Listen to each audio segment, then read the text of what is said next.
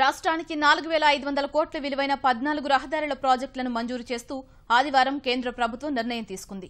ఈ ఆర్థిక సంవత్సరంలో ఇవన్నీ అమలు కానున్నాయి. జాతీయ రహదారి అభివృద్ధి పథకం 4 క్రింద వీటిని అభివృద్ధి చేయనున్నట్లు కేంద్ర ఉపరితల రవాణా, జాతీయ రహదారులు, నౌకాయాన శాఖ సహాయ మంత్రి మున్సుఖ్ మానవీయ వెల్లడించారు. ప్రాజెక్టుల్లో భాగంగా 430 కోట్ల రూపాయలతో 4 వరుసల విజయనగరం బైపాస్ రోడ్డు నిర్మించనున్నారు. విశాఖ కాన్వెంట్ జంక్షన్ వద్ద పాత రోడ్డును 60 కోట్ల రూపాయలతో అభివృద్ధి చేయనున్నారు. విశాఖ జిల్లా అనకాపల్లి, ఆనందపురం మధ్య 6 వరుసల రోడ్డును అభివృద్ధి చేయనున్నారు.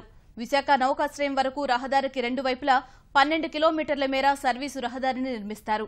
జాతీయ రహదారి 16లో విశాఖపట్నం, రణస్థలం మధ్య 6 వరుసల రహదారి అభివృద్ధికి 1000 కోట్ల రూపాయలు కేటాయించారు. 2007 నుంచి అపరిష్కృతంగా ఉన్న నందిగామ, కంచుకచెర్ల బైపాస్ రోడ్డుకు ఆమోదం లభించింది. అమరావతి చుట్టూ బాహ్య వలయ రహదారి నిర్మాణానికి 20,000 కోట్లు కేటాయించారు.